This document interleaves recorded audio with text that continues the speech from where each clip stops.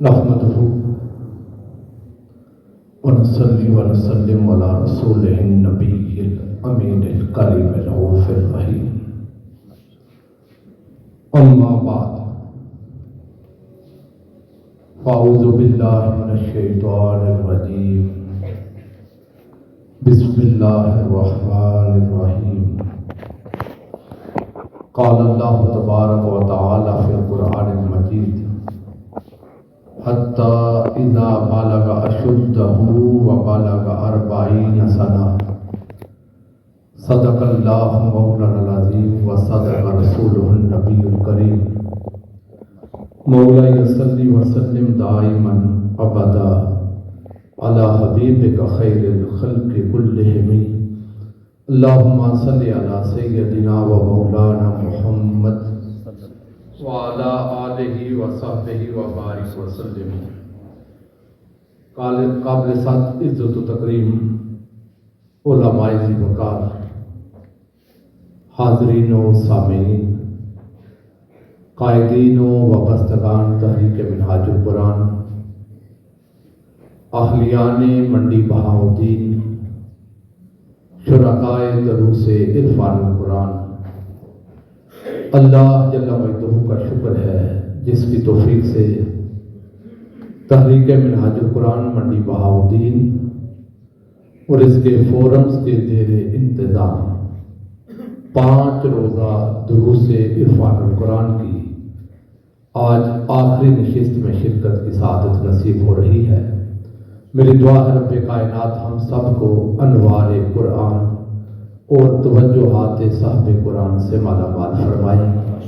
مادیت کے اس دور میں ہمارے ایمانوں کو جلا بخشنے کے لیے یہ خوبصورت نشستیں اور بابرکت ساتھ میری دعا ہے رب کائنات جمیع منتظمین کی کاوش اپنی بارگاہ میں قبول و منظور فرماتے ہوئے یہ فیضان قرآن ان کی نسلوں میں جاری اور ساری فرمائے.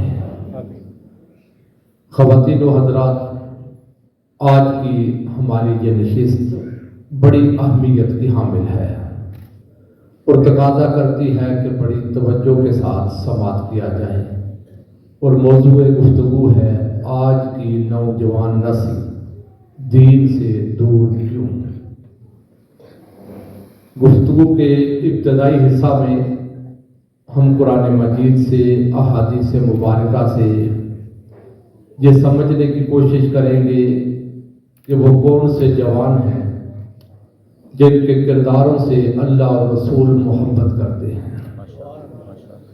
اور پھر آج کا ہمارا نوجوان، ہمارے زیر تربیت، زیر کفالت وہ بچے اور بچیاں جنہوں نے وارث بننا تھا ان عظیم کرداروں کا، وہ وارث بننا تو دور کی بات ان کرداروں سے بھی کوسوں دور ہوتے چلے جا رہے ہیں. ہم ان وجوہات کا جائزہ لیں گے جس وجہ سے یہ نوجوان نسل آج دین سے دور ہوتی جا رہی ہے، اور پھر اس کی توفیق سے ہم اس مرض کا علاج اور اس کا حل بھی اپنی گفتگو کے اختتام پر پیش کریں گے.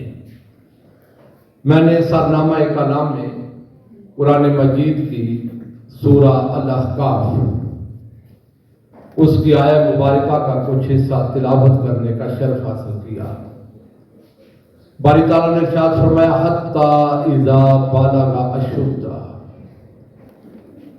جہاں تک کہ یہ انسان اپنی جوانی کی عمر کو جا پہنچتا ہے، وبلغ 40 سنہ، اور پھر یہ 40 سال کی پختہ عمر کو جا پاتا ہے.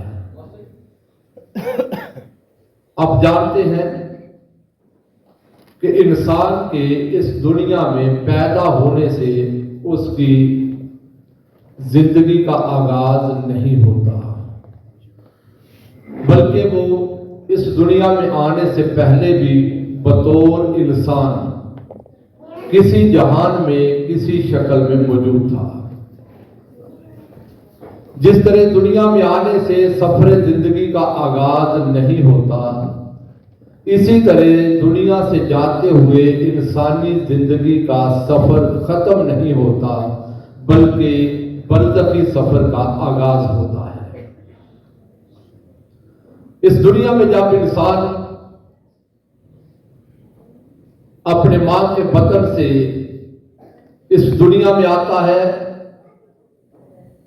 اور دنیا میں اس کی زندگی کے مختلف نشیب و فراز اور مرحلوں کا سامنا ہوتا ہے۔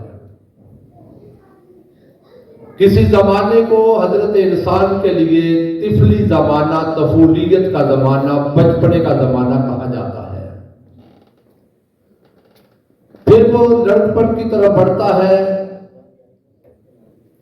مدت جوانی گزارتا ہے، پھر جوانی اپنے کمال کی طرف بڑھتی ہوئی ڈھلنے لگتی ہے۔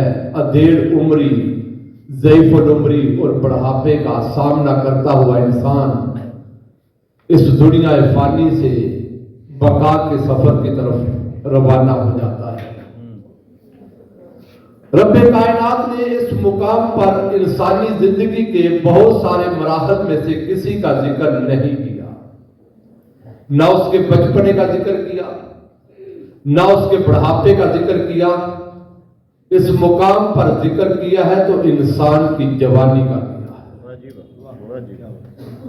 اور پھر جوانی سے بڑھتے ہوئے پختہ عمر 40 سال جب میچورٹی کی طرف بڑھتا ہے تو رب کائنات انسان کے اس حصے کو ایڈریس کر رہا ہے۔ حاضرین محترم،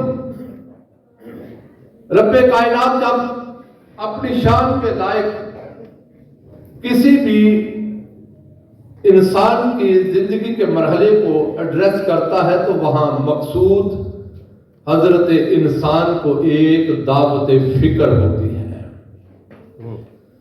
کہیں رب کائنات نے سورہ یونس میں آواز دی، فما آمن لموسیٰ الا ذریۃ من قومہ علی خوف من فرعون وملئہم ان یفتنہم۔ رب کائنات اپنے جلیل القدر پیغمبر حضرت موسیٰ علیہ نبی علیہ السلام کا ذکر فرما رہے ہیں۔ فرمایا موسیٰ علیہ السلام اپنی قوم کو دعوت ایمان دیتے رہے، فرعونی چنگل سے ان کو خلاصی دلانے کے لیے بلاتے رہے۔ بھلے معاشرے میں اور انسانوں کے جمع غفیر نے کسی نے بھی موسیٰ علیہ السلام کی دعوت پر لبیک نہ کہا اور ان کی آواز پر کان نہ کرے۔ فما آمن لموسیٰ، موسیٰ پر کوئی ایمان نہ لایا، الا ذریۃ من قومہ، سوائے موسیٰ کی قوم کے چند جوانوں میں۔ جب بھری دنیا میں اللہ کے پیغمبر کی دعوت کو کوئی قبول نہ کر رہا تھا، ان حالات میں اگر چند جوان ایمان لاتے ہیں، رب کو اتنے پسند آتے ہیں، صدیوں بعد بھی ان کا ذکر قرآن میں کر کے قیامت تک ان کی عظمتوں کے جھنڈے بلند کر رہا ہے۔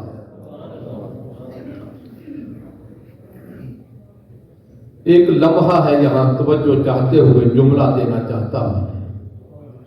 وہ لوگ ایمان کیوں نہ لاتے تھے؟ سبب کیا تھا؟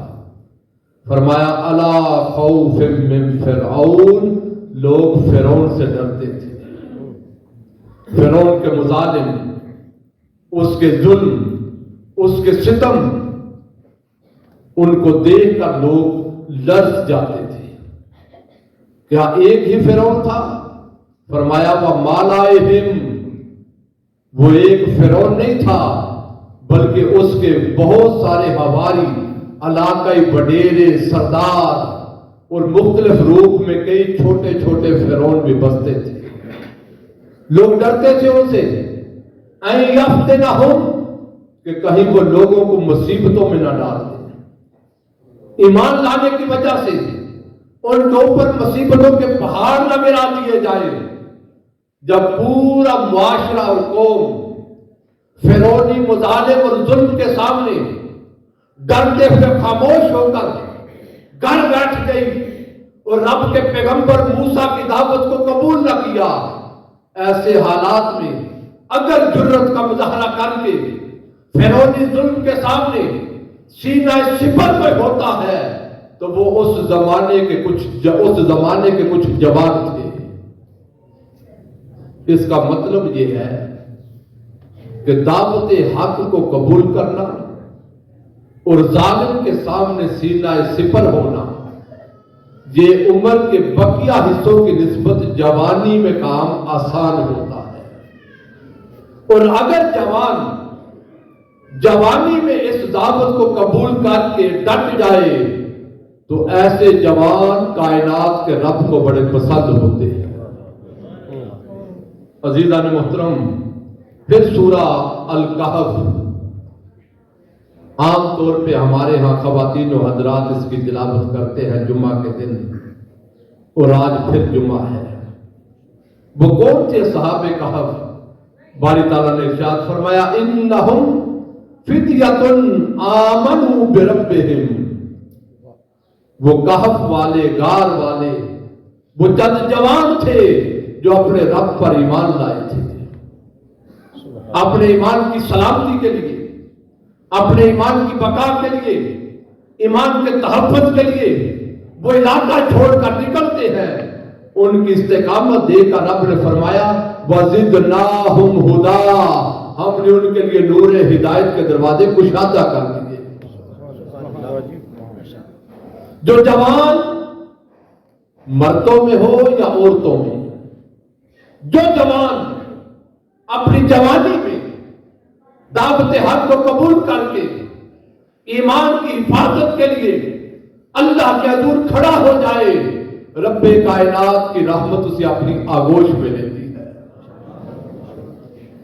پھر میں ایک حدیث مبارکہ پیش کرنا چاہتا ہوں آج کے منڈی بہاؤدین کے اس اجتماع میں، اور میں چاہوں گا میری مجلس کا ہر جوان، مرد اور عورت اور ہر شخص جو اس اجتماع میں شریک ہے وہ اسے بڑی توجہ کے ساتھ روح کے کانوں سے سنے۔ آقا علیہ الصلوۃ والسلام نے ارشاد فرمایا ان اللہ تعالی یباہی بالشاب العابد، اس زمین کے سینے پر کچھ جوان ایسے ہوتے ہیں جن جوانوں کو دیکھ کر کائنات کا رب فخر کرتا ہے۔ مختار ندرا صاحب، اگر فیملی میں کوئی بچہ بڑا قابل ہو جائے، بلند مسرت پر جا بیٹھے، والدین کا سینہ فخر سے چوڑا ہوتا ہے۔ ہمارا بیٹا بڑا عظمت والا ہے، اس نے ہمارے نام کو بڑی عزت بخشی۔ اگر کوئی تھوڑا منصب اور بالا پالے، خاندان فخر کرتا ہے، اور کوئی اور طریق طے کرتا ہوا، زینے طے کرتا ہوا بلند مرتبے کو جا پہنچے تو برادری، قبیلہ، گاؤں، شہر والے فخر کرتے ہیں۔ اور کچھ جوان ایسے ہوتے ہیں جن پر ملک اور ملت کے لوگ فخر کرتے ہیں، فلاں شخص نے ہمارے ملک کو بڑی عزت بخشی ہے، اس کے ذریعے رب نے ہمیں اقوام عالم میں سر بلند کر دیا۔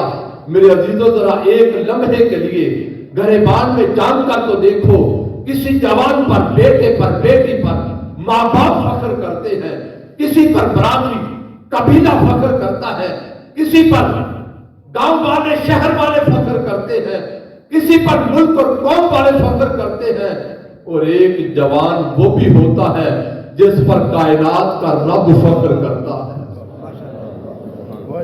اور جس جوان بندے اور بندی پر کائنات کا رب فخر کرے، اس جوان کی عظمت کو بھی سلام، اور اس کے والدین کو بھی سلام جنہوں نے تربیت کر کے ایسے جوان اللہ کے حضور پیش کیے ہیں۔ رب تعالیٰ جب فخر کرتا ہے تو اس کے فخر کرنے کے رنگ کیا ہے؟ ایک تو ہمارا مزاج ہے نا معاشرے کا، دوستوں میں بیٹھے تو ذکر کریں یار فلاں بندہ اچھا ہے، فلاں کی اولاد اچھی ہے، اس کے بیٹے اچھے ہیں، اس کی بیٹی بڑی صالح اور پاکیزہ ہے۔ کائنات کا رب بھی اپنی شان کے لائق فخر کرتا ہے، مگر کس طرح؟ آقا علیہ الصلوۃ والسلام نے ارشاد فرمایا جب رب فخر کرتا ہے بِشَابِ الْعَابِدِ الْمَلَائِکَہ، رب آسمانی کائنات میں فرشتوں کو اکٹھا کرتا ہے اور ان فرشتوں کے سامنے زبان الوہیت سے جوانوں کا ذکر کرتا ہے. ذکر سننے والے فرشتے ہوتے ہیں، جبرائیل و میکائیل ہوتے ہیں، اور ذکر کرنے والی ذات خدا کی ہوتی ہے، اور زبان الوہیت پر جو ذکر ہوتا ہے وہ مصطفیٰ کریم کے غلاموں کا ہوتا ہے.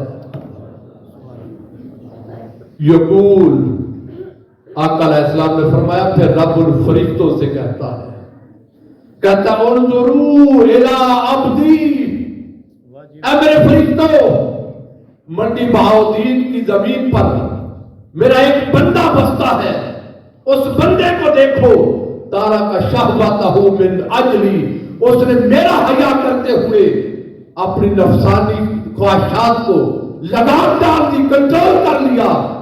اس میرے بندے کو تو دیکھے جو نفس کی خواہشات کو قابو کر کے اللہ کی شریعت کا اپنے وجود پر پہرا دیتا ہے.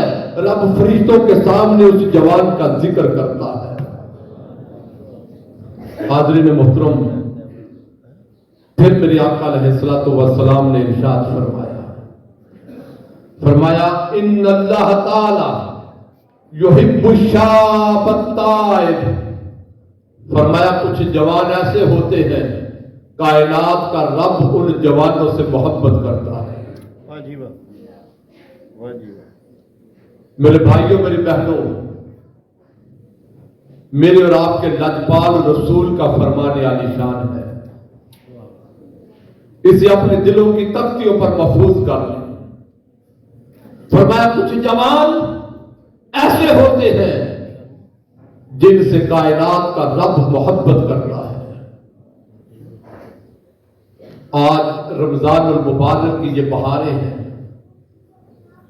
آپ صبح سحری کے وقت اٹھے پچھلے پہر روزہ رکھنے کے لیے، اور ہم مردوں سے پہلے گھر کی خواتین اٹھتی ہیں تاکہ آپ احباب کے لیے سحری کا بندوبست کر سکیں. آپ سحری کر کے نماز فجر ادا کر کے لوگ بستروں پر گئے کہ نیند پوری کرے، جسم کو استراحت اور آرام مل جائے، دن بھر کے کام ہیں. آپ کا جسم بھی تھکا ہوا تھا، نیند کا متقاضی تھا. آپ بستر پر نہیں گئے بلکہ میلوں سفر کر کے قرب و جوار سے اس انمول شادی حال میں آ گئے.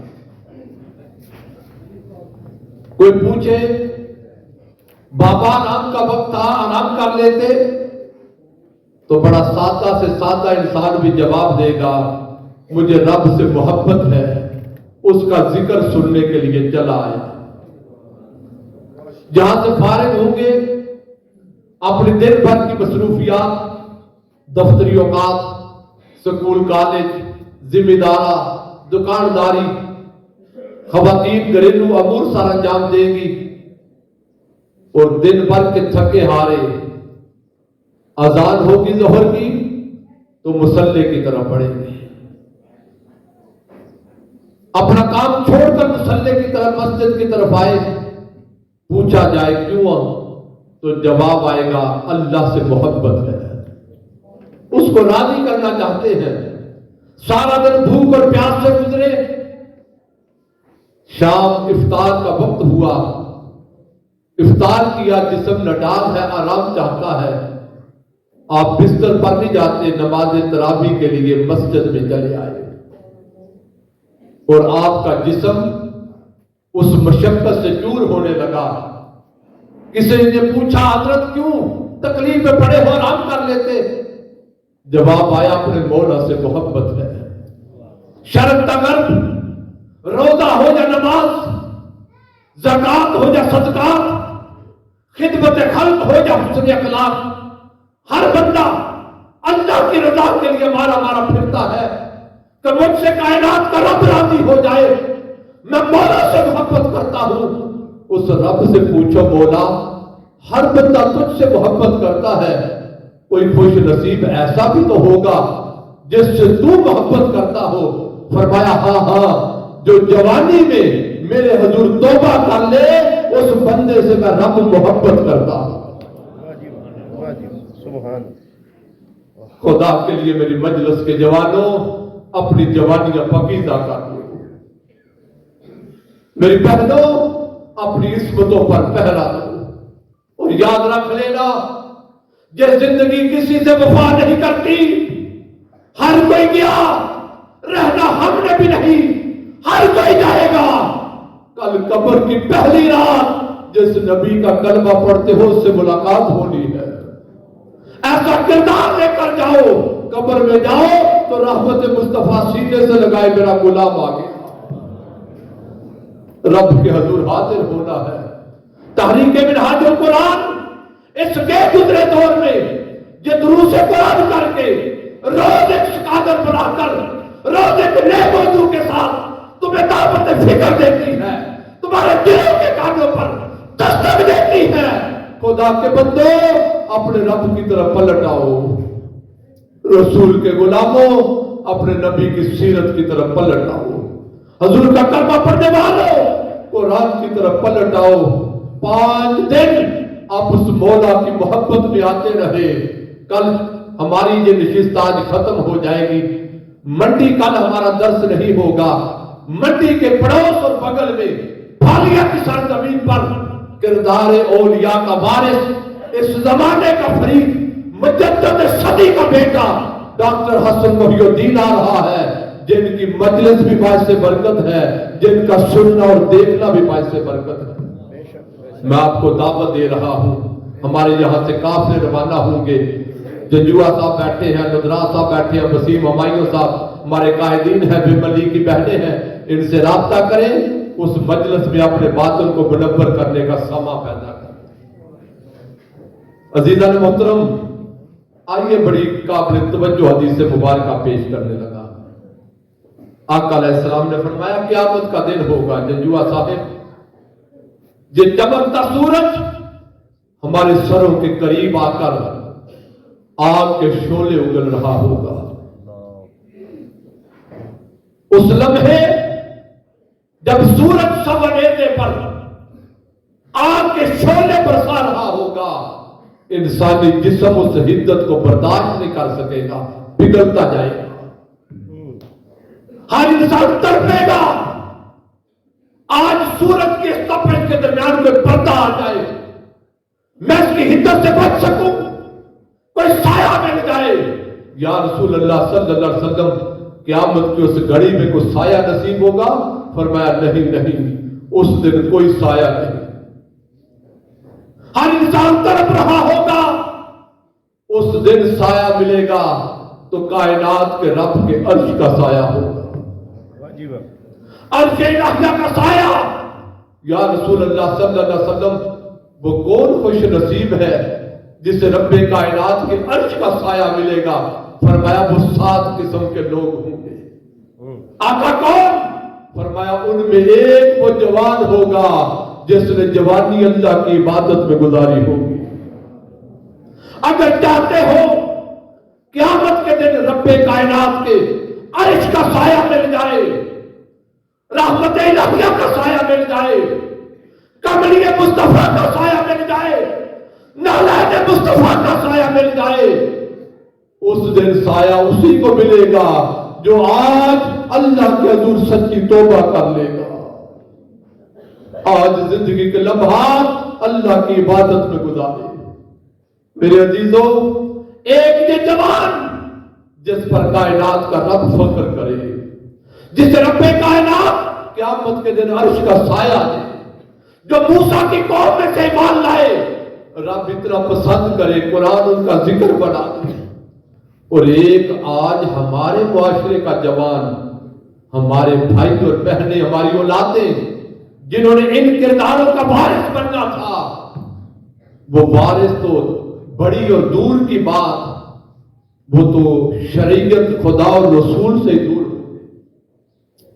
یہ سال بعد ایک مہینہ رمضان آتا ہے، یہ رمضان کے روزے بھی ہمارے لیے بوجھ بن گئے۔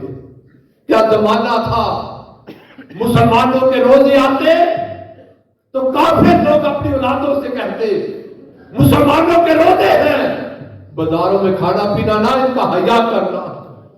اور جس مہینے کا حیا کافر غیر مسلم کرتے تھے، افسوس آج اس مہینے کا حیا کلمہ پڑھنے والے کو بھی نہیں رہا۔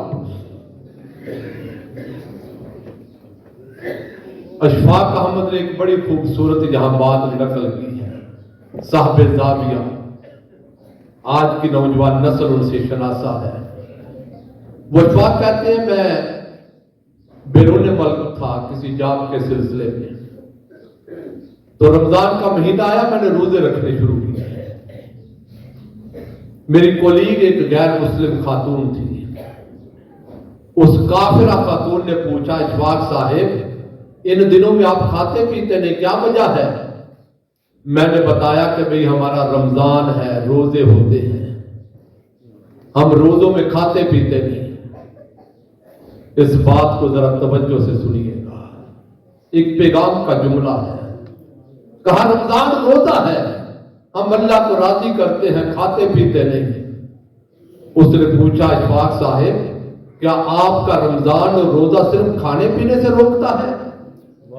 اشفاق احمد کہتے ہیں میں نے کہا نہیں ایسا نہیں، روزہ جھوٹ سے بھی روکتا ہے، نشے سے بھی روکتا ہے، ظلم سے بھی روکتا ہے، کسی کا دل دکھانے سے بھی روکتا ہے، اللہ رسول کی نافرمانی سے بھی روکتا ہے۔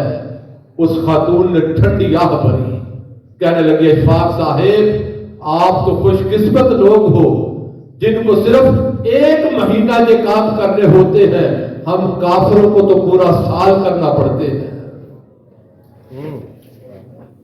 وہ کافر لوگ پوری زندگی سچ بولے، ایمان نہیں رکھتے، مگر کسی کا حق نہیں کھاتے، کسی پر ظلم نہیں کرتے۔ اور کلمہ پڑھنے والے جب تو رمضان کے روزے رکھے تو ایک لمحے کے لیے جھوٹ بولتے ہوئے سوچتا ہے میرا روزہ ہے، میں جھوٹ نہیں بولنا۔ رمضان گزرا، وہی ملک پاڑے، وہی دنگا فساد، وہی شیطانی معمولات۔ ارے عزیز، کیا رمضان صرف اس لیے آیا تھا ایک مہینہ تو شریعت پر عمل کرنے کی کوشش کرے؟ رمضان تو شریعت تھا جو رات مصلی پہ کھڑا ہونا سیکھا ہے، یہ اپنی زندگی اور بقیہ مہینوں کا معمول بنا لے۔ جو تو دن میں تلاوت قرآن کرتا ہے، یہ قرآن تیری زندگی کا معمول بن جائے، تلاوت بھی کرے، عمل بھی کرے، اور جن کی زندگی رمضان بن جائے۔ منڈی بہاؤدین والوں میرے جملے پر توجہ کرنا، جن کی زندگی رمضان بن جائے رب ان کی موت عید بنا دیتا ہے۔ زندگی رمضان بناؤ، پاکیزہ کردار اپناؤ، اجر اخلاق اپناؤ، دامن ستھرے کرو، من کو قرآن کے نور سے منور کرو، جبینوں کو سجدوں کے نور سے منور کرو، ان ویران سینوں کی بستیوں کو رسول کی محبت سے منور کرو۔ خدا کی قسم اگر زندگی رمضان بن جائے رب اس بندے کی موت عید بنا دیتا ہے۔ عید خوشی کا سما ہوتا ہے، ادھر بندہ دنیا سے جانے لگتا ہے، گھر والے روتے ہیں جا رہا ہے، بندہ مسکراتا ہے جس نبی کی اطاعت اور درود و سلام میں زندگی گزاری، اس نبی سے ملاقات کا وقت آ گیا۔ بندہ تڑپ تڑپ کے کہتا مولا ملک الموت کو جلدی بھیج، جس کے لیے رات سجدے کرتا تھا اس رب کی رحمت کے آثار سامنے آتے ہیں، میں رب کے جلووں میں کھونا چاہتا ہوں۔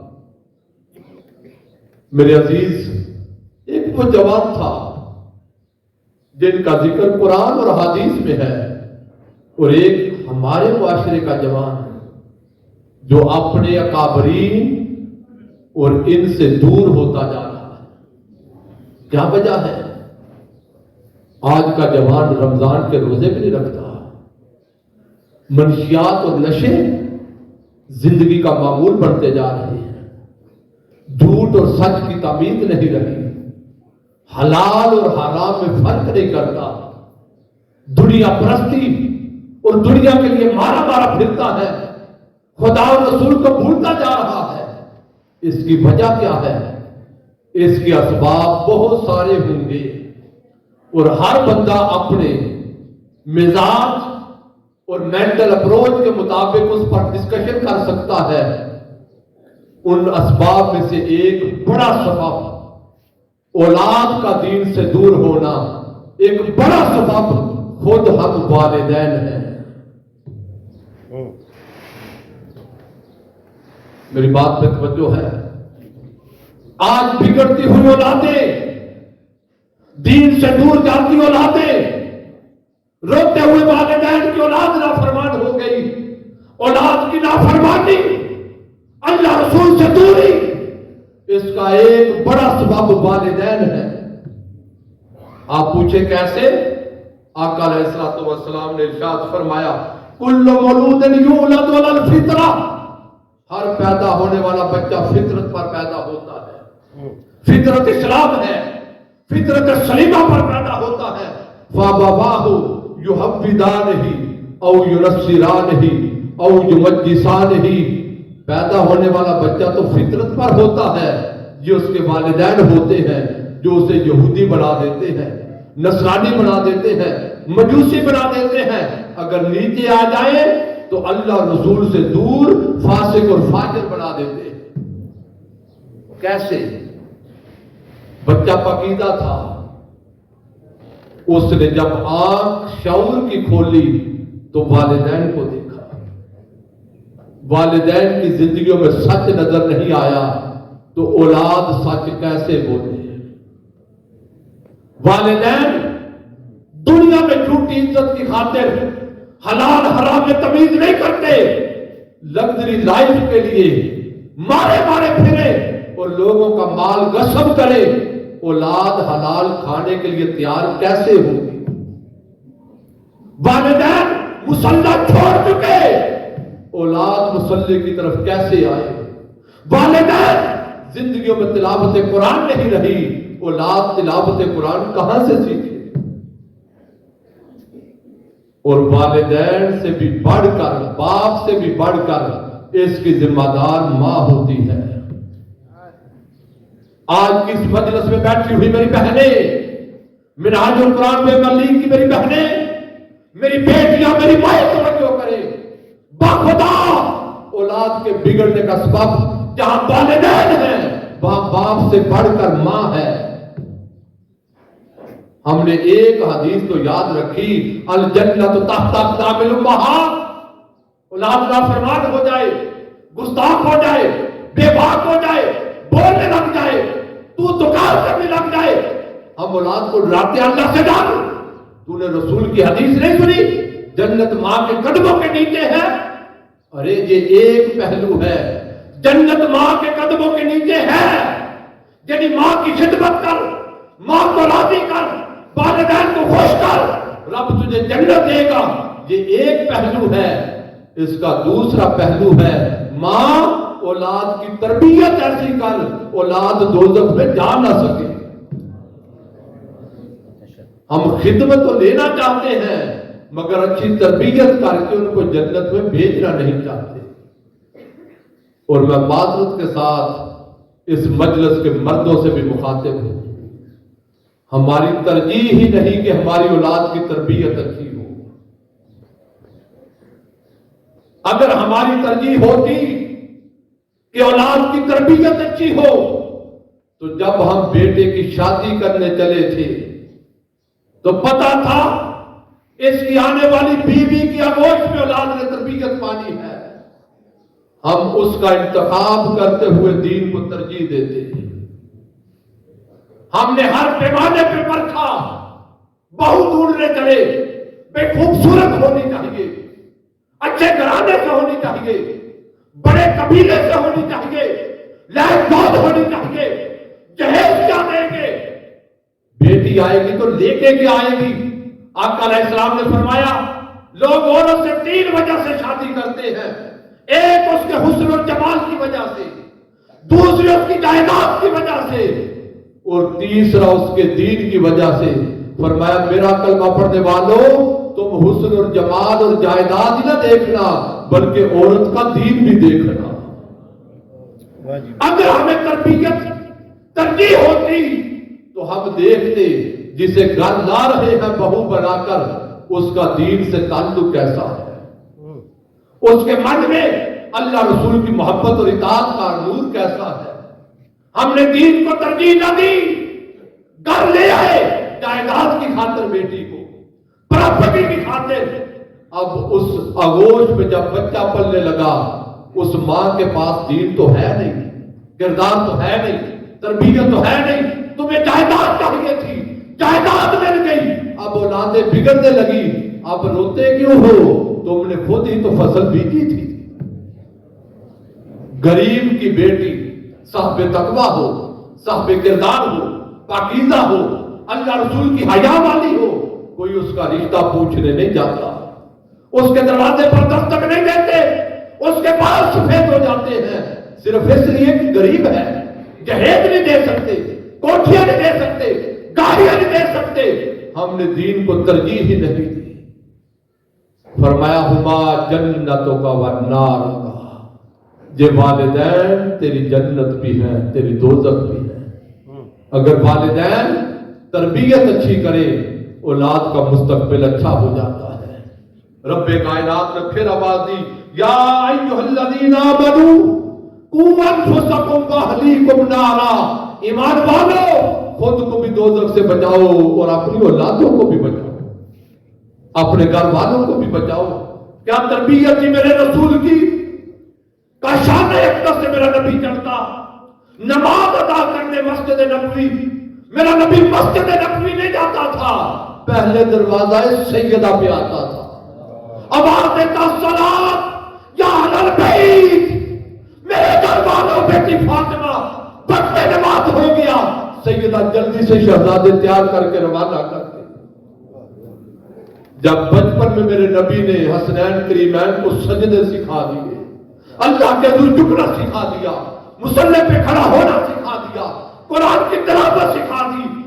میرے امام حسین جب کبھی رات کو آنکھ کھلتی دنیا سوئی ہوتی، مگر دیکھتے حسین کی ماں سیدہ مصلی پہ ہوتی۔ کبھی میرے امام کی رات اٹھتی تو والد گرامی مولا کائنات اللہ کے نور قیام میں کھڑے نظر آتے۔ حسین نے بچپن میں سجدے سیکھے تھے، حسین کربلا میں آیا، جدیدی کہنے لگے حسین سر سجدے میں نہ رکھنا، سر کٹ جائے گا۔ حسین نے کہا سو سر بھی ہو حسین کٹا دے گا، مگر رب کا سجدہ چھوڑ نہیں سکتا۔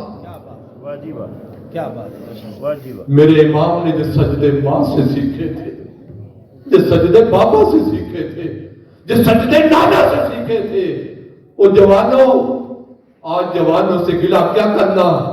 اگر ہم چاہتے ہیں اولادیں اچھی ہو جائے تو پھر اولادوں کو بدلنے سے پہلے ہم والدین کو بدلنا ہوگا۔ نپولین نے کہا تھا تم مجھے اچھی مائیں دے دو میں تمہیں اچھی قوم دوں گا۔ ان ماؤں کی آغوش میں نسل پلتی ہے، مستقبل پلتا ہے۔ اور کیا زمانہ تھا جب لوگ صبح اٹھتے پہلا کام وضو کر کے مصلی پہ آتے، نماز پڑھتے، خواتین اٹھتی مصلی پہ آتی۔ اور آج بڑی معذرت کے ساتھ آج جب رات بھر ہم سٹار پلس ڈرامے دیکھیں، فلمیں اور ڈرامے دیکھیں اور رات جاگتے رہے، صبح آنکھ نہیں کھلتی، اور صبح اٹھنا تو اب پرانے زمانوں کی باتیں ہو گئی، 10-11 بجے تک اٹھنا معمول بن گیا۔ جب والدین سوتے رہیں گے اولاد اٹھ کے فجر کیسے ادا کرے؟ کیا زمانہ تھا، مائیں اٹھتی وضو کر کے مصلی پہ آتی، نماز پڑھتی، اور وہی مصلی پہ بیٹھے بیٹھے قرآن کھول لیتی۔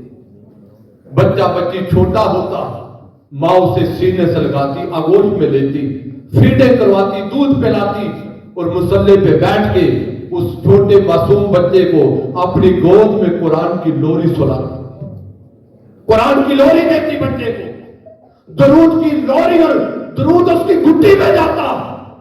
جب ماں کی آغوش میں بچہ قرآن کی لوری لیتا، 4-5 سال کی عمر ہوتی، بچے کو انگلی پکڑ کے مدرسے لے جاتے استاد کے پاس، استاد محترم بچے کو بسم اللہ کروا دے، پہلے دن مکتب آیا ہے، استاد پڑھاتا بیٹے پڑھ بسم اللہ الرحمن الرحیم، استاد بسم اللہ پڑھتا، بیٹا 7 پارے تلاوت کر لیتا۔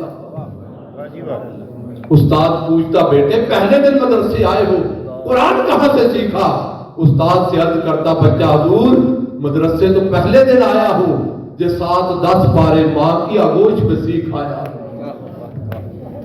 اگر ہم چاہتے ہیں اولادی اچھی ہو جائیں تو تحریک منہاج القرآن کے پلیٹ فارم سے آج پیغام یہ ہے، خدا کے لیے والدین اپنے رویے بدلیں، اپنے مزاج بدلیں۔ عزیزان محترم، کیا وہ مائیں تھی جو بچوں کی تربیت کر کے معاشرے کے لیے ماڈل اور نمونہ بناتی؟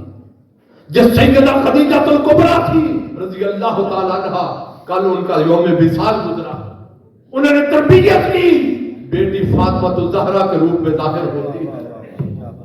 جب ماں فاطمہ الزہرا تھی، تربیت کی، بیٹی سیدہ زینب اور امام حسن اور حسین کے روپ میں سامنے آتے ہیں۔ اگر ماں ام الخیر فاطمہ ہو، باپ ابو صالح جنگی دوست ہو، تو پیدا ہونے والا بیٹا عبد القادر جیلانی بنتا ہے۔ اگر ماں بی بی راشدی ہو تو پیدا ہونے والا بیٹا سلطان باہو بنتا ہے۔ اگر ماں سجدوں کی آتی ہو تو بیٹا فرید الدین گنج شکر بنتا ہے۔ اگر ماں ام البرا باوضو دودھ پلانے والی ہو تو بیٹا معین الدین چشتی اجمیری بنتا ہے۔ اگر ماں باپ کا تعلق مصلح کے ساتھ ہو، شب زندہ داری کے عادی ہو، علم دوست ہو، اور باپ رات کے پچھلے پہر غلاف کعبہ پکڑ کر دروازہ کعبہ پہ کھڑا ہو کر عرض کرے مولا ایک بیٹا دے جو تیرے دین کا جھنڈا بلند کر کے تیرے دین کا ڈنکا بجائے، بیٹا ایسا دے جو تیرے مصطفیٰ کے دین کی نوکری کرے، جو تیرے مصطفیٰ کی نوکری کرے۔ باپا جا کر سوتا ہے، مدینے والا خواب میں آ کر کہتا ہے فرید الدین تیری دعا قبول ہو گئی، رب بیٹا دے گا، نام محمد طاہر رکھنا، اس کی تربیت کی جاتی ہے۔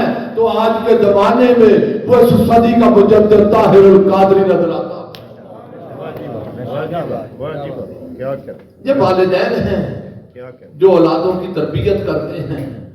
اگر ہماری اولادیں قابو نہیں رہی، بات نہیں مانتی، جھگڑا کرتی ہیں، نافرمان ہو گئی ہیں، شریعت کا خیال نہیں کرتی، تو بابا اولاد پر شکوہ نہ کرو، جب ان کو سنبھالنے کا وقت تھا اس لمحے ہم نے غفلت کی۔ اور یہ جو انسان کی شخصیت کی تکمیل کا وقت ہوتا ہے نا، جسے ہم بچپنا کہتے ہیں، 2 4 5 سال کی عمر، ابھی تو بچہ ہے کوئی بات نہیں، بچہ کہہ کے ہم بگاڑ دیتے ہیں نا، یہی عمر ہوتی ہے اس کی بنیاد رکھنے کی۔ اور بڑے باشعور لوگوں کا اجتماع ہے منڈی بہاؤالدین کا۔ آج سائنس کہتی ہے کہ بچہ صرف ماں کی آغوش میں نہیں سیکھتا، بلکہ ماں کے پیٹ میں گھر کا ماحول اور والدین کا رویہ اس کی شخصیت پر اثر انداز ہوتا ہے۔ ابھی دنیا میں نہیں آیا، ماں کے پیٹ میں ہے، اس کی شخصیت وہیں سے بننا شروع ہو جاتی ہے۔ اور یہ بچپنے کے ساتھ جسے ہم اپنے ہاتھوں سے بچوں کو، اولادوں کو، بیٹیوں کو برباد کرتے ہیں، اور ابھی چند ماہ اور سال کا ہوتا ہے، ہم اس کے ہاتھوں میں موبائل دے کر گیموں پہ لگا دیتے ہیں، ہمیں کام نہیں کرنے دیتا۔ اسے گیم لگا دو، کارٹون لگا دو، فلم لگا دو، ڈرامہ لگا دو۔ جس بچے کی بنیاد ہم ڈرامے اور فلموں میں رکھیں، وہ بڑا ہو کر پھر ڈرامے ہی کرے گا، پھر رونا دکھ کس بات کا۔ آج اپنی اولادوں پر توجہ دو۔ اور اگلی بات میں قرآن سے پیش کرنے لگا ہوں آپ کی توجہ چاہتے ہوئے، ہمارا مزاج قرآنی نہیں رہا، ہمیں تعلیمات قرآن کا احساس نہیں رہا۔ سال 2 سال گزر جائے نا، بیٹے کی شادی کو، بیٹی کی شادی کو، اولاد نہ ہو تو ہم جاتے ہیں کسی اللہ والے کے پاس، حضرت جی دعا کرتے ہیں، اولاد نہیں ہو رہی، بیٹے کو ٹریٹمنٹ لے لو، بھاگ دوڑ کرتے ہیں، حضرت جی دعا کرتے مولا اولاد دے۔ رب کے 2 پیغمبر آپ کے سامنے قرآن سے ان کا واقعہ پیش کرتے لگا۔ ایک خلیل اللہ ابراہیم علیہ السلام ہے اور ایک حضرت زکریا والد سیدنا یحییٰ آل عمران اور سورہ ابراہیم. ہم بھی اولادیں مانگتے ہیں اور رب کے ان پیغمبروں نے بھی اولادیں مانگی، مگر ہمارا اور ان کا مانگنا کتنے فاصلوں پر چلا گیا. آئیے ذرا توجہ کیجیے. حضرت زکریا علیہ السلام بولے، عرض کرنے لگے، قال ربی هب لی من لدنک ذریۃ طیبۃ، مولا اپنی بارگاہ سے مجھے اولاد دے پاکیزہ، طیبہ، پاکیزہ. ہم میں سے کون ہے جس نے زندگی میں یہ کہا ہو کہ مولا نیک اور صالح اولاد دے؟ یہ تو کہتے ہیں بیٹا دے، بیٹی دے. اور جس کا دامن خالی ہے، میں اللہ کی بارگاہ میں رمضان کے مہینے میں دعا کرتا ہوں، مولا مصطفیٰ کریم کی کملی کا صدقہ کوئی خالی نہ جائے، سب کی گودیں ہری بھری کر دے. مگر طریق قرآن کیا ہے؟ سنت ابراہیم کیا ہے؟ پیغام قرآن کیا ہے؟ فکر قرآن کیا ہے؟ اللہ کے پیغمبر کی سنت ہے، مانگو تو پاکیزہ اولاد مانگو. اور جب نبی پاکیزہ مانگے تو پھر رب زکریا کو یحییٰ عطا کرتا ہے. پھر ابراہیم علیہ السلام ہے، ربی ہب لی من الصالحین، مولا صالح بیٹا دے. بیٹا نہیں مانگا، صالح بیٹا. جب ابراہیم صالح مانگے پھر رب اسماعیل اور اسحاق عطا کرتا ہے. ایک تو یہ تبدیلی لاؤ، جب اولاد مانگو تو مولا سیدہ فاطمہ کا صدقہ مجھے حسین کے غلام عطا کر، مجھے سیدہ زینب کی بانڈی عطا کر، عظمت و کردار سیدہ کی وارث عطا کر، عظمت و کردار حسین کی وارث عطا کر. جب ہاتھ یوں اٹھیں گے تو رب حسین کے غلامی عطا کرے گا. بے شک. اور پھر اگلی بات جو قابل توجہ وہ یہ کہ اولادوں کو اچھا ماحول دینا تاکہ وہ اچھے ماحول میں پرورش پائے، یہ بھی والدین کی ذمہ داری ہے. ہم ان کے لیے اچھے سکول کالج کا بندوبست تو کرتے ہیں، مگر ان کی اچھی تربیت کے لیے اچھے ماحول کا بندوبست نہیں کرتے. آئیے قرآن سے پڑھتے ہیں، سورہ ابراہیم ہے، ربنا انی اسکنت من ذریتی بواد غیر ذی زرع عند بیتک المحرم. ابراہیم علیہ السلام نے اپنی بیوی چھوڑی ہے، معصوم بچہ چھوڑا. کہاں چھوڑا؟ انی اسکنت من ذریتی بواد غیر ذی زرع، بے آب ہو گیا، وادی ویران علاقہ، نہ کھانے کو نہ پینے کو نہ کوئی انسان ہے وہاں. عند بیتک المحرم، تیرے حرمت والے گھر کے پاس. ابراہیم علیہ السلام نے اپنے بیٹے کو، نبی بننا تھا، بیٹے نے کالے لانے میں نبوت ہونا ہے، قوم کی تربیت کرنی ہے، امت کی رہنمائی کرنی ہے. اس کو پرورش پانے کے لیے عمدہ پاکیزہ نورانی ماحول رب کے کعبہ کے پاس دیا تاکہ جو انوار الہیہ کعبہ پہ آئے اس ماحول میں میرے بیٹے کا سینہ بھی کعبہ بن جائے. اور یہاں ایک بات کہنا چاہتا ہوں ماؤں کے لیے. والد گرامی ابراہیم رہتے ہیں فلسطین میں، بیٹا اور ماں رہتے ہیں مکہ المکرمہ میں. 10-12 سال کی عمر ہوئی ہے، بیٹا چلنے بھاگنے لگا ہے. ایک دن باپ آ کر مل کے کہتا ہے، بیٹے میں نے خواب دیکھا ہے تجھے ذبح کر رہا ہوں. بیٹے کی فرما برداری تو ہم نے سنی. اس نے عرض کیا، یا ابت افعل ما تؤمر ستجدنی انشاءاللہ من الصابرین. والد گرامی کل گزریے جو رب کا حکم آیا ہے، میری گردن پہ چھری چلا دیجئے. کتنا فرما بردار بیٹا تھا، جان نہیں دیکھی، باپ کی رضا دیکھی. مگر جو جملہ کہنا چاہتا ہوں، باپ تو فلسطین میں رہتا ہے، اس بیٹے کی جو تربیت کس نے کی کہ باپ کی خاطر اگر سر بھی دینا پڑے تو سودا مہنگا نہیں، یہ تربیت ماں نے کی ہے. آج بیٹا کوئی حکم عدولی کرے، نافرمانی کرے، باپ کو غصہ آ جائے، باپ جڑ کے یا مارنے کے لیے آگے بڑھے، ماں ڈھال بن جاتی ہے، وہ اولاد کی محبت میں کھڑی ہو جاتی ہے. ایک لمحہ سوچتی نہیں میرے عمل سے باپ کے دل پہ کیا گزرے گی، بیٹا کیا سیکھے گا؟ تو مائیں تربیت ایسی کرے کہ والد کو کچھ کہنا نہ پڑے اور اولاد والدین کی فرما بردار بنتی چلی جائے۔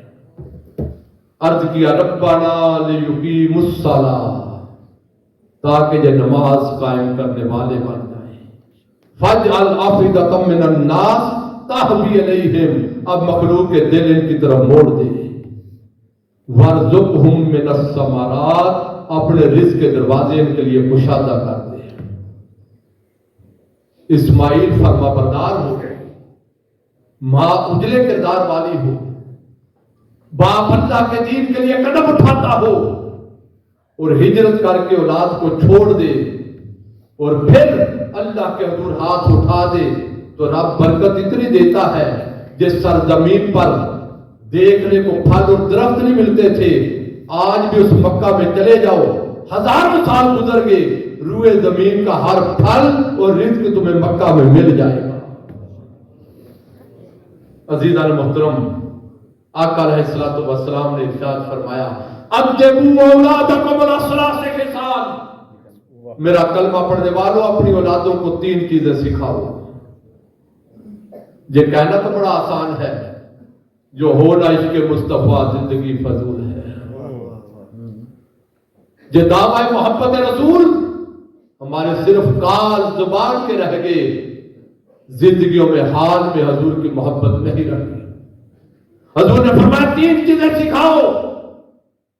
حب نبیکم، پہلی چیز اپنے پیدا ہونے والے بچے اور بچی کے دل میں، اس کی گڈی میں اپنے نبی کی محبت ڈالنا۔ آج کون ہے جو اپنے نبی کی سیرت کی کتابیں اپنی اولاد کو گفٹ کرے کہ میرے نبی کی سیرت پڑھو تاکہ نبی سے محبت ہو جائے؟ کون ہے جو حضور کے ذکر کی محفلوں میں، سیرت کی محفلوں میں، میلاد کی محفلوں میں اولادوں کو لے کے جائے تاکہ اپنے نبی سے محبت ان کے دلوں میں پیدا ہو جائے؟ رمضان المبارک میں ایک پیغام تو یہ دے رہا ہوں، آپ کے اس حال کے باہر سٹال لگا ہوگا کتابوں کا، حضور شیخ الاسلام کی 1000 سے زیادہ کتابیں، ہر طبقہ زندگی کے لیے، اور ہر کتاب اور سطر اور صفحہ حضور کی محبت کے چراغ جلاتا نظر آتا ہے۔ اپنے گھروں میں لائبریریاں بناؤ، بچوں کو کتابیں گفٹ دو، اور شیخ الاسلام کے خطابات ان کو موبائلوں میں دو تاکہ ان موبائلوں کے ذریعے اللہ رسول کا محبت اور دین کا رشتہ مضبوط ہوتا جائے۔ دوسری چیز فرمایا حب اہل بیت ہی، زمانہ جو بھی کربٹیں بدل لے، میرا کلمہ پڑھنے والوں میری اہل بیت کی محبت کا دامن نہ چھوڑنا۔ یہ امت یہ کلمہ پڑھنے والے، ہمارے ایمانوں کی بنیاد محبت اہل بیت کی، یہ سواد اعظم، یہ اہل سنت، ان کی پہچان اہل بیت کی محبت تھی۔ خدا جانے کس کی نظر لگ گئی، آج اہل بیت کا ذکر ہو اس سنی کے سینے پر بوجھ بنتا ہے۔ اہل بیت سے محبت کرو، ان سے غلامی کا رشتہ مضبوط کرو۔ خدا کی قسم دین کی خیرات در اہل بیت سے ملتی ہے، اور جرت ایمانی بھی حسین کے قدموں کا صدقہ ملتا ہے۔ اور تیسری چیز فرمایا قراءۃ القرآن، تمہاری زبانوں پہ قرآن کی تلاوت رہنی چاہیے۔ بڑی معذرت کے ساتھ ہمارے گھروں میں تلاوت قرآن کا معمول نہیں رہا، ہفتے مہینے گزر جاتے ہیں، قرآن کھولنا نصیب نہیں ہوتا۔ اب قرآن سے ہمارا تعلق اتنا رہ گیا، صرف 2 موقعوں پر یاد آتا ہے قرآن۔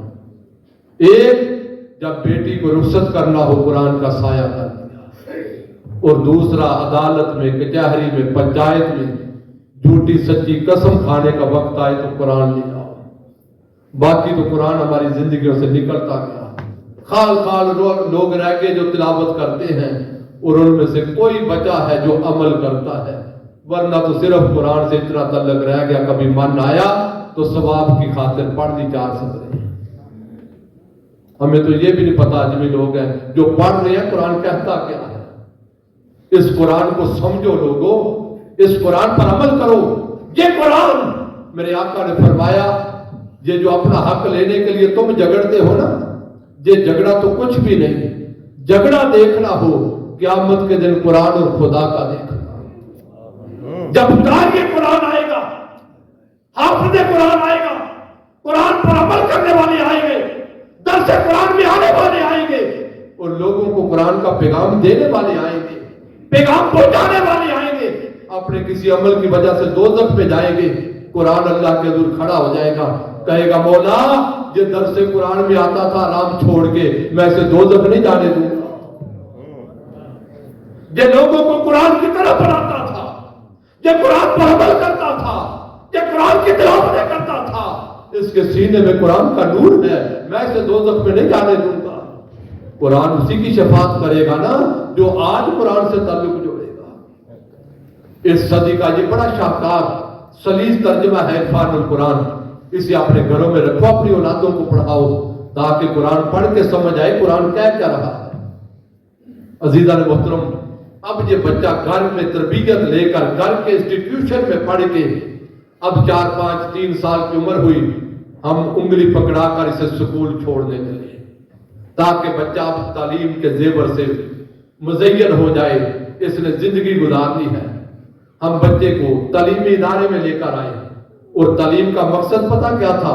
اقرا بسم ربک الذی خلق. تعلیم جو اس لیے تھی کہ تعلیم حاصل کرنے والے کا تعلق خدا سے جڑ جائے، اسے معرفت الہیہ نصیب ہو جائے، در مصطفیٰ علیہ السلام کی غلامی نصیب ہو جائے. ہمارے تعلیمی اداروں میں سب کچھ تھا، اگر نہیں تھا تو دین اور تربیت نہ تھی. اللہ ماشاءاللہ سکول کالج یونیورسٹی صرف ڈگری کی دوڑ رہ گئی، صرف نوکری کی فکر رہ گئی، وہاں دین اور تربیت نام کی چیز کوئی نہیں. اور وہاں آنے والے شاگردوں کے لیے رول ماڈل استاد تھا. استادوں کے پاس کردار نہیں، یہ کھاتے پیتے گھرانے کے بچے تھے، فیس افورڈ کر سکتے تھے، بچے جسمانی طور پر اچھے تھے، ان کو ہم نے اسکولوں میں بھیج دیا، کالج بھیج دیا. یہ غریب تھے، بھوکے تھے، کھانے کو نہیں تھا، ڈس ایبل تھے، اپاہج تھے، کسی کام کے نہیں تھے. ہم نے سوچا بھوک سے مرنا ہے، مدرسے بھیج دیا. اور مدرسے محرومی کا شکار.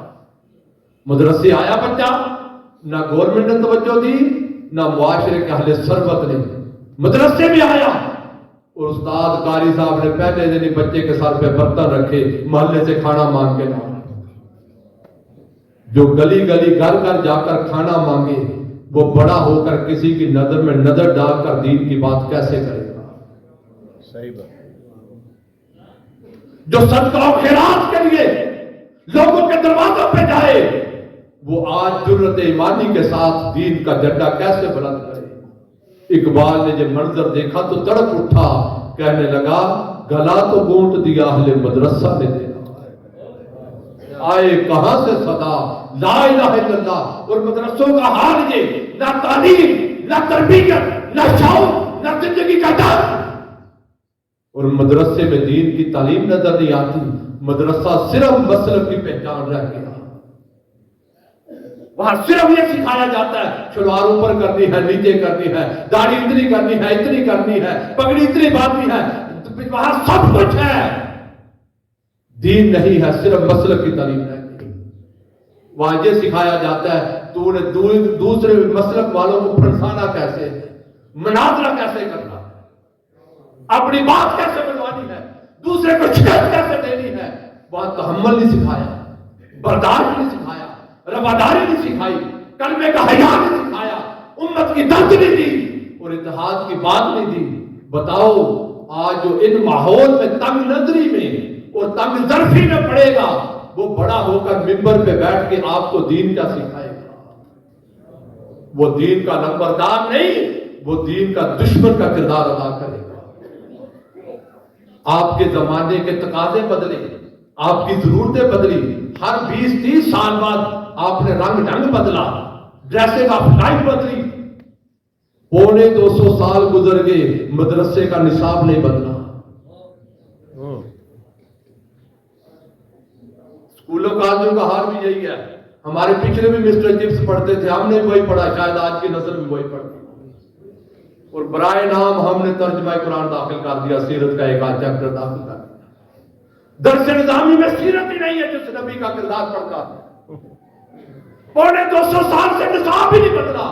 خدا بھلا کرے ڈاکٹر طاہر القادری کا 250 سال کے بعد ہمارا بورڈ ابھی رجسٹرڈ ہوا تو منہاج القرآن نے نصاب بدل دیا. اور ہمارا قصور یہ وہ تنگ ظرف کے لوگ دشمن اور مخالف ہو گئے, کہتے ہیں کہ آپ نے تو نصاب بدل دیا ہے, ہمارے پاس تو پڑھانے کے لیے ٹیچر ہی نہیں, ہم کہاں سے. او بابا آپ کے لکیر کے فقیر ہے تو ہمارا قصور کیا ہے؟ ہم تمہیں دیکھیں جب مصطفیٰ کی امت کے اس نوجوان نسل کو دیکھیں. تو میرے عزیز اب مجھے بتاؤ, بچے نے گھر سے سیکھنا تھا, بیٹے نے بیٹی نے, والدین کے پاس دین نہیں, اللہ بادشاہ. سکول گیا دین نہیں نظر آتا, مدرسہ گیا وہاں فرقہ واریت کے سوا بات ہی کوئی نہیں. اپنے مسلک کے علاوہ باقی سارے کافر, مشرک, بدعتی. یہ ہمارے مزاج کا نہیں کافر ہے, یہ ہماری اپروچ کا نہیں ذہنی طور پہ کافر ہے, یہ ہمارے انداز اور طور طریقے نہیں اپناتا کافر ہے. ایسا مظفر کہتا ہے, میں اللہ اس کے درجے بلند کرے, ہندوستان کے دورے پہ گیا کسی زمانے میں, آپ کا وفاقی وزیر قانون تھا, دانشور تھا آپ کے ملک کا. کہتا ہندوستان کے صحافیوں نے ہماری ڈیلیگیشن سے ملاقات رکھی, مجھ سے پوچھا ظفر صاحب پاکستان میں مسلمانوں کی تعداد کیا ہے؟ اس دور کی مردم شماری جو ہماری کیلکولیشن تھی, میں نے کہا 14 کروڑ. وہ صحافی کہنے لگا ظفر صاحب آپ اتنے اچھے نائس آدمی ہیں, افسوس آپ نے بھری مجلس میں جھوٹ بول دیا. میں نے کہا یار میں نے جھوٹ تو کوئی نہیں بولا, یہ پاکستان کا اعداد و شمار بتایا ہے. ایسا ظفر صاحب کہتے ہیں اس نے اخباروں کا پلندہ لہرایا, کہا ظفر صاحب آپ کہتے ہیں 14 کروڑ مسلمان, پاکستان میں کوئی مسلمان نہیں, وہاں کا سنی وہابی کو کافر کہتا ہے, وہابی دیوبندی کو کافر کہتا ہے, دیوبندی شیعہ کو کافر کہتا ہے. پاکستان میں تو سارے کافر بستے ہیں, مسلمان تو ہے ہی کوئی نہیں. جب ساری دنیا اپنے مسلک کے علاوہ دوسرے مسلک کو کافر بنا رہی تھی, اس زمانے میں ایک آواز اٹھی, ہم مسلک کی بنیاد پر کسی کو کافر نہیں کہیں گے, ہم کلمے کی بنیاد پر اس کے ایمان کا احترام کریں گے. یہ آواز بلند کرنے والے ڈاکٹر طاہر القادری تھے, ان کی یہ آواز ہضم نہیں ہو سکی. کہا اچھا آپ ان کو کافر نہیں کہتے تو آپ بھی کافر ہیں. یہ ملا لوگ ساری زندگی انہوں نے کسی کو دین میں داخل کیا کرنا تھا, یہ دین سے نکال کر مسلمانوں کو کافر بناتے رہے. ملا مسلمانوں کو کافر بناتا رہا. طاہر القادری کردار اجمیر کا مالک تھا, وارث تھا, اس نے زندگی میں کسی مسلمان کو کافر نہیں بنایا, اس نے ہزاروں کافروں کو کلمہ پڑھا کے مسلمان بنایا. تو میں جب کر رہا تھا, اب بچہ والدین سے سیکھتا ہے, وہاں دین نظر نہیں آیا. سکول کالج گیا, وہاں دہریت ہے, دین دوری ہے, روشن خیالی ہے, جدت پسندی ہے. مدرسے گیا, تنگ نظری ہے, تعصب ہے, نفرتیں ہیں. ایک جگہ بچی تھی جہاں بچے نے سیکھنا, وہ روحانی خانقاہیں تھی, خانوادے تھے, آستانے تھے, پیر خانے تھے. کیا وہ درگاہیں تھی.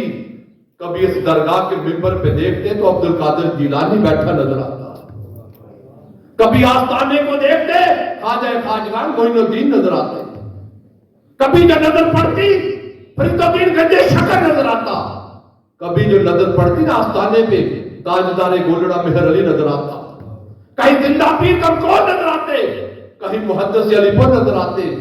اور آج کے پیر خانوں کا حال کیا ہے مجھے کچھ کہنے کی ضرورت نہیں, آپ مجھ سے زیادہ جانتے ہیں. اگر میں شاعر کی ترجمانی کروں تو آپ کو سمجھ آ جائے گی. شاعر کہتا ہے میراث میں آئی ہے انہیں مسرد ارشاد, میراث میں آئی ہے انہیں مسرد ارشاد, زاغوں کے تصرف میں عقابوں کے نشے میں. وہ پیر خانے جہاں سے لوگوں نے تعلیم لینی تھی, تربیت لینی تھی, تزکیہ لینا تھا، سچائی لینی تھی، کردار لینا تھا، دین لینا تھا، حیا لینا تھا، احترام لینا تھا، اللہ رسول کی محبت لینی تھی۔ وہاں تو ایک ہی کام رہ گیا، یہ دم کروا لو، یہ کام ہو جائے گا، اتنے پیسے دے دو، یہ طبیعت ڈال دو، یہ کچھ کر دے گا، اتنے پیسے دے دو۔ وہاں تو بزنس اور کاروبار ہونے لگ پڑا، اللہ ماشاء خال خال رہ گئے۔ مجھے بتاؤ یہ نوجوان نسل کہاں جائے؟ رہی صحیح کسر معاشرے نے نکالا۔ اب معاشرے سے سیکھنا تھا، گلی محلے سے سیکھنا تھا، اور جو کچھ بچ گیا وہ بیڑا کر کے اس موبائل میں کر دیا۔ والدین آنکھیں بند کر کے اولاد کو موبائل تھما دیتے ہیں، نیٹ دے دیتے ہیں۔ ضرورت ہے ان کی تعلیم حاصل کرنے کے لیے، گلوبل ویلتھ ہوگی دنیا، مگر خدا کے لیے کچھ اخلاقی قدروں کا خیال تو رکھو، ان پر پہرا تو رکھو، چیک اینڈ بیلنس تو رکھو۔ ایسے حالات میں ماں باپ پریشان ہے، اولاد کہاں جائے؟ اولاد پریشان ہے، کہاں سے سیکھے؟ سیکھنے کے لیے ماحول چاہیے، سیکھنے کے لیے صحبت چاہیے۔ کہاں جائے؟ صحبت نظر نہیں آتی، کہاں جائے؟ ماحول نظر نہیں آتا۔ جو کہتے ہیں ماحول اور صحبت نہیں ملتی۔ آج 11واں رمضان ہے، 11 رمضان ہے، ایک ہفتہ عشرہ رہ گیا، 8-9 دن گزرنے کی دیر ہے۔ آپ کے پاکستان اور دنیا بھر میں لوگ اعتکاف کریں گے، اور ہمارا اعتکاف پتہ کیا ہے؟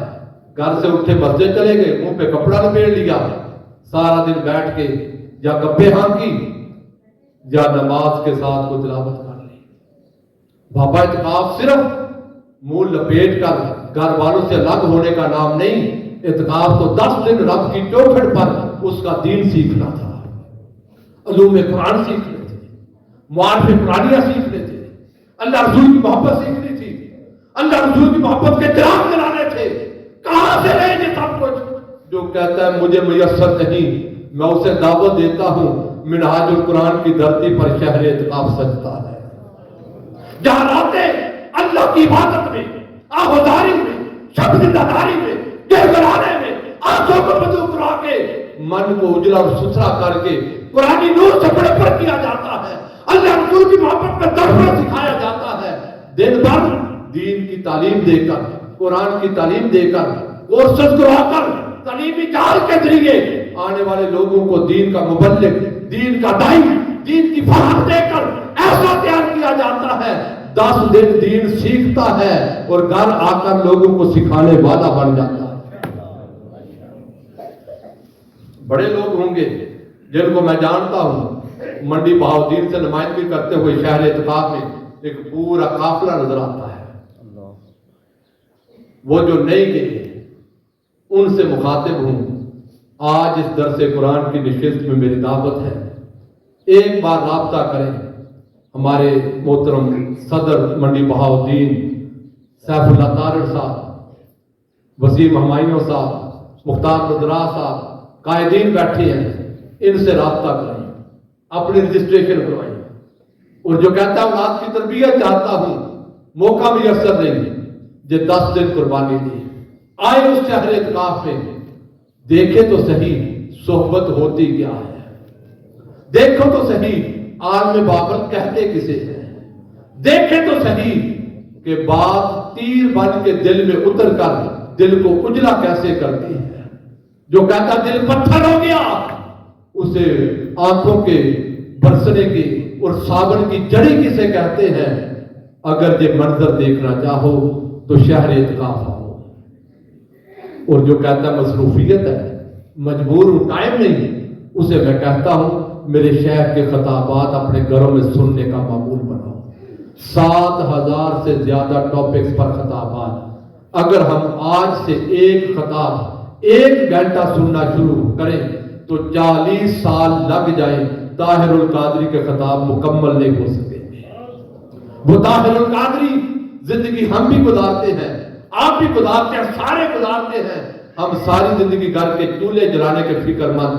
طاہر القادری نے بھی گزاری، قرآن پاک کا ترجمہ عرفان القرآن دیا، دی مینیفیسٹ انگلش میں دیا، دی گلوریس قرآن انگلش میں دیا، پھر قرآن انسائکلوپیڈیا دیا، اور درجنوں جلدوں پر سیاہ ستہ کے صدیوں بعد ایک بڑا کام کر کے جو اگلی کئی صدیاں حضور کی حدیث کی بنیاد بن کر لوگوں کی امت کی رہنمائی کرے گا، وہ حدیث کا انسائکلوپیڈیا دیا، عربی زبان میں قرآن کی تفسیر دی، 7,000 موضوعات پر خطاب کر کے ہر پہلو کو ڈرس کر کے آنے والی نسلوں کے لیے سامان دیا، اور پاکستان کی دھرتی پر 700 سے زیادہ تعلیمی ادارے اور یتیم بچوں کے لیے آغوش اور منہاج یونیورسٹی جہاں 15-20 ہزار لوگ زیر تعلیم طلبہ، اور پھر 100 ملک میں نیٹ ورک پھیلا کے حضور کے عاشقوں کی ایسی کھیپ تیار کی، حضور کے دین کا ایسا ڈنکا بجایا کہ جدھر دیکھو مصطفیٰ جان رحمت کی صدائیں نظر آتی ہیں۔ آؤ اس کارواں کا حصہ بنو، اس کارواں کے ساتھی بنو، اپنی اولادوں کی تربیت کے لیے اس مشن منہاج القرآن کو جوائن کریں، منہاج القرآن کی ممبرشپ پر فاقت لیں۔ اور میں نے عرض کیا کل منڈی بہاؤدین کی اس دھرتی پہ آج ہمارے دروس ختم ہو گئے، کل درس نہیں ہے اس حال میں، مگر کل ایک نشست ہے جو پھادیا کی سرزمین پہ ہوگی، اور اس زمانے کا ایسا نوجوان جس کی جوانی پاکیزہ ہے، جو آج والد کے نقش قدم پہ چل کے 15-15 16 گھنٹے کتابوں میں گوتا زن اور حضور کے دین کی فکر کرتا نظر آتا ہے، اس نیک اور صالح پاکیزہ جوان کی مجلس جو دارین کی برکتوں کا باعث ہے، میں آپ کو دعوت دے رہا ہوں۔ پھادیا کی سرزمین پر درس قرآن ہے، کل آخری ہمارا، وہاں پہ تشریف لائیں۔ وما علینا الا البلاغ۔ ماشاءاللہ ماشاءاللہ، جزاک اللہ۔